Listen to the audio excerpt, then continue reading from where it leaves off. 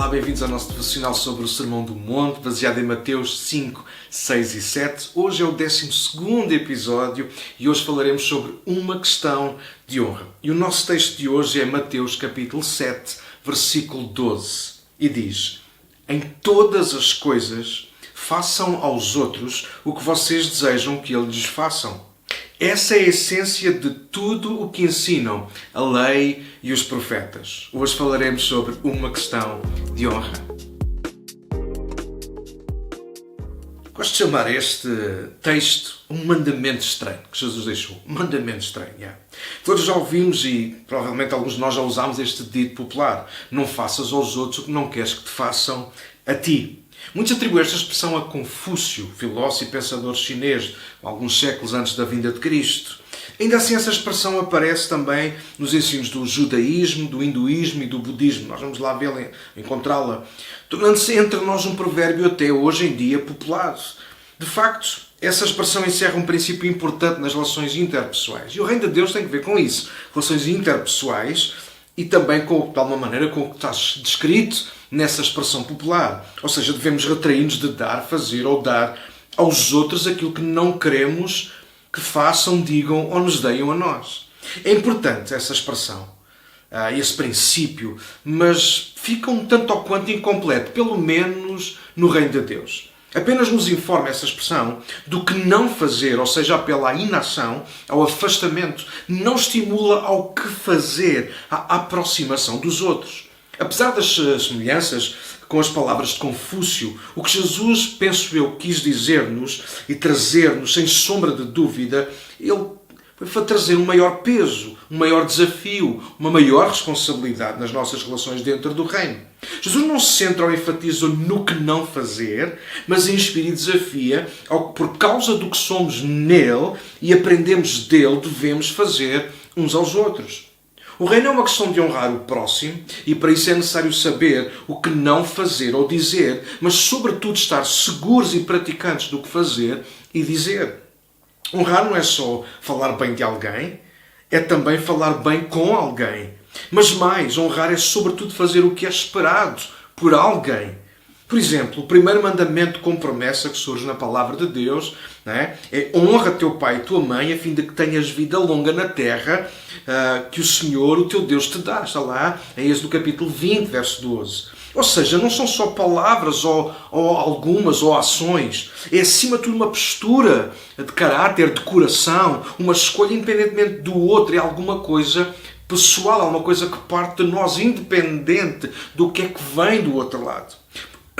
Por vezes a confusão vem de nos fixarmos nas palavras de Paulo em Romanos capítulo 13, verso 7, que parece dizer que para dar honra a quem merece honra. Depois confirme o texto. Mas não é isso que está lá escrito, se lemos o contexto. Paulo incentiva-nos a pagar ou contribuir de acordo com o estabelecido pelos governantes, como exemplo, incluindo honrá-los ou respeitá-los, quer mereçam, quer não.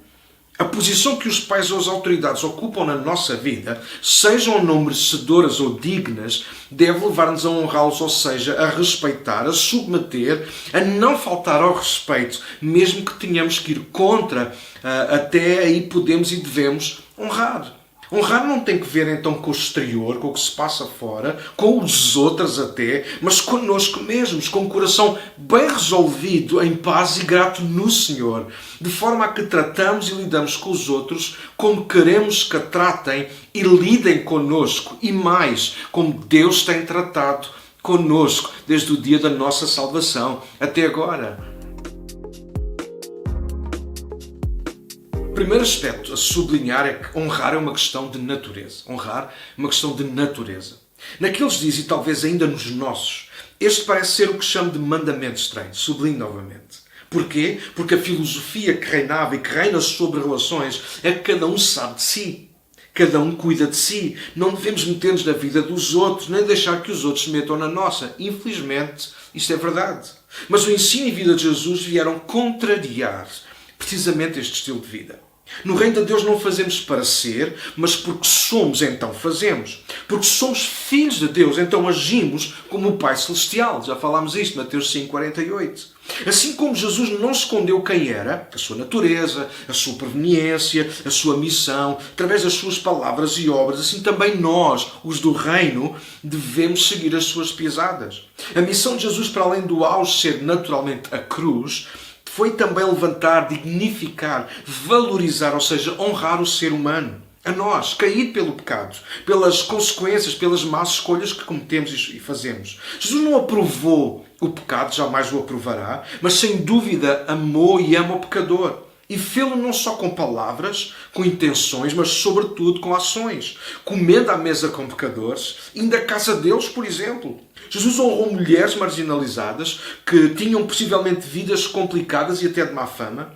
Jesus honrou um Zaqueu, que todos odiavam. Honrou os mendigos, que eram desprezados pela sociedade. E fez isso se chegando a eles, tocando-os, curando-os, dando-lhes segundas oportunidades, rindo com eles, chorando com eles. Tudo isto a formas, de alguma maneira, manifestar a honra a essas mesmas pessoas.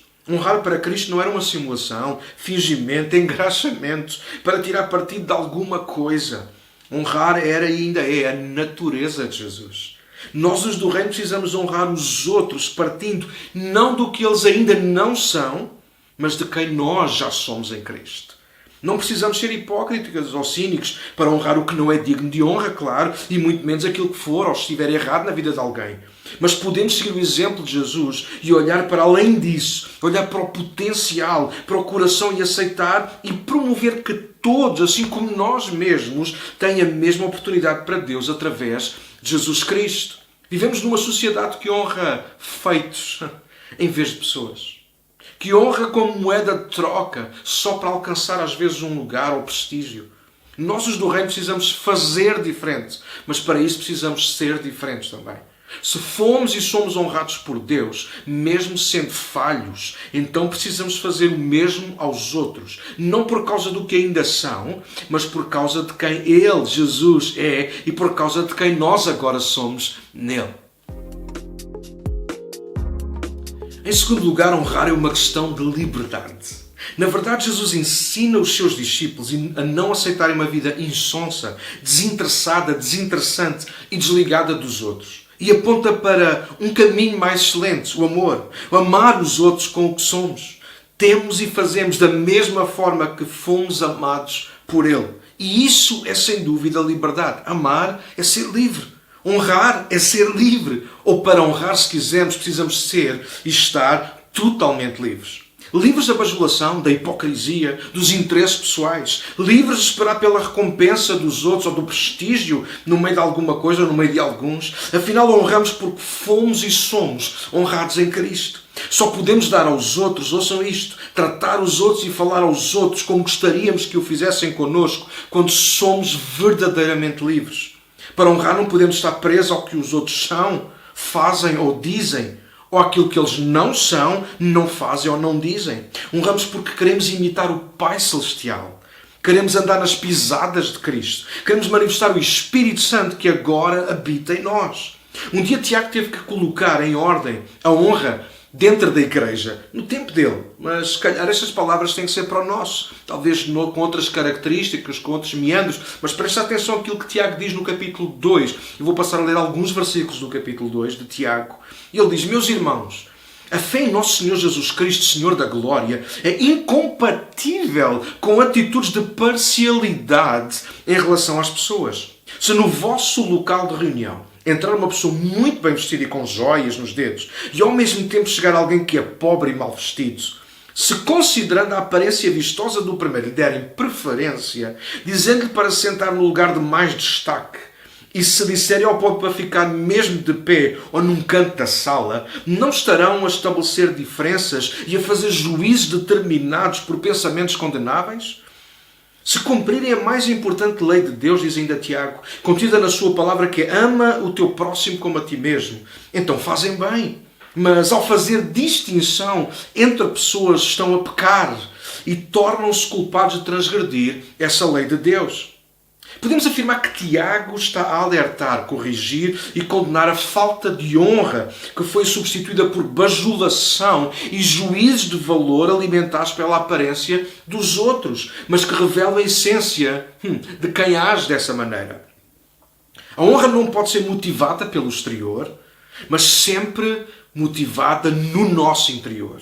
Se invertermos isso, podemos estar a dar sinais de que somos, ou brevemente seremos, escravos da bajulação e juízos de valor, e isso irá destruir-nos a nós e a nossa relação com os outros, sobretudo e especialmente dentro do reino de Deus.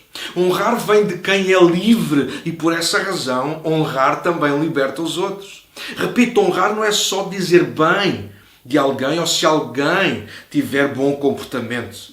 Honrar tem mais que ver connosco mesmo do que com os outros, com o que eles dizem ou fazem. Lembrem-se de Jesus na cruz a pedir perdão para os seus executores. Lembram-se disso? Lembram-se de Estevão a seguir as mesmas pisadas, ao ser lapidado lá em Atos no capítulo 7? Ao oferecer perdão um e outro, estavam a dar aos outros o que eles queriam para si mesmos. Ou seja, eles estavam a dar aos outros aquilo que eles já tinham dentro de si. Paz suficiente para poderem perdoar. Naturalmente, Cristo não precisa de ser perdoado, claro, mas ofereceu aos outros, mesmo aos seus atacantes, aquilo que havia, como eu disse, dentro dele. Liberdade, naquele caso, para perdoar. E isso não deixa de ser uma forma de honrar, de tentar levantar, pelo menos, os outros, de desejar o melhor para os outros, mesmo quando os outros trazem ou desejam o pior para nós. E ser livre para honrar é ter a capacidade voluntária de oferecer aos outros não o que merecem, mas o que eles precisam. Isso também é honrar. E o que farão com isso, já claro, é um problema deles e não mais de quem honra, ou neste caso nosso. A forma como nós tratamos os outros, sobretudo quem nos ofende ou fere, diz muito da liberdade que temos ou da falta dela. Para concluir, deixem-me lembrar-vos o seguinte. Claro que naturalmente a honra que ofertamos a Deus é diferente. Nós honramos literalmente pelo que Ele é e pelo que Ele faz. Deus, Ele é Deus. Ele merece sempre toda a honra e ser honrado em todo o tempo. Não tratamos o Senhor como esperamos que Ele nos trate a nós, não o fazemos à espera daquilo que Ele fará, mas nós honramos porque Ele já nos honrou a nós através da pessoa de Cristo, através da salvação, pela forma como nos tratou e ainda hoje trata em Cristo Jesus. Contudo, fazer ou tratar os outros como queremos que nos façam ou tratem, de facto tem que ver com a nossa natureza, com aquilo que somos e também com a nossa liberdade em Cristo. Porque Ele nos honrou, nos levantou e nos posicionou agora como filhos e filhas. Agora, a partir dessa posição e desse tratamento, nós também tratamos e lidamos com os outros, ou uns aos outros. E negarmos a isso, segundo Tiago e lemos há pouco, é sermos falsos, bajuladores e juízes de valor, e é nos colocar acima de alguns. E não foi e não é assim que Deus faz connosco.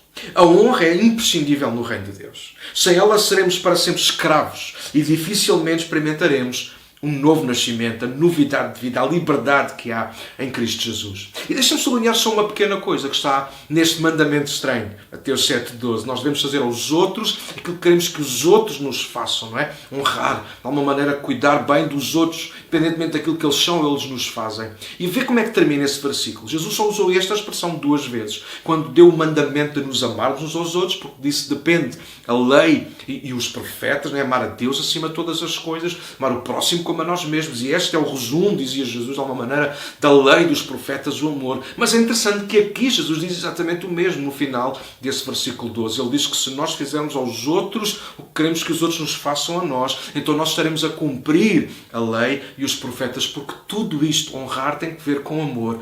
Amor tem que ver com honrar. E se nós amamos o próximo, independentemente de quem ele é e daquilo que ele faz, tal e qual como Deus nos amou a nós em Cristo, então nós vamos estar a fazer-lhes a eles aquilo que queremos que nos façam a nós. Ou melhor, aquilo que Deus já tem feito connosco, por nós, através de Jesus Cristo. Então, vamos honrar-nos uns aos outros, vamos cuidar melhor uns dos outros, independentemente de merecermos. Precisamos de fazer isto uns aos outros. Obrigado mais uma vez por estarem desse lado, a acompanharem-nos, a deixarem os vossos comentários, os vossos gostos. Ficamos muito gratos por ter-vos aí desse lado como amigos, como irmãos. Lembrem-se de seguir as nossas redes sociais. Não tarda nada, nós vamos estar juntos na nossa casa outra vez. E é sempre um prazer receber-vos desta maneira ou na nossa casa, na Igreja para Todos na Pontinha. Deixo um enorme abraço a todos. Tchau!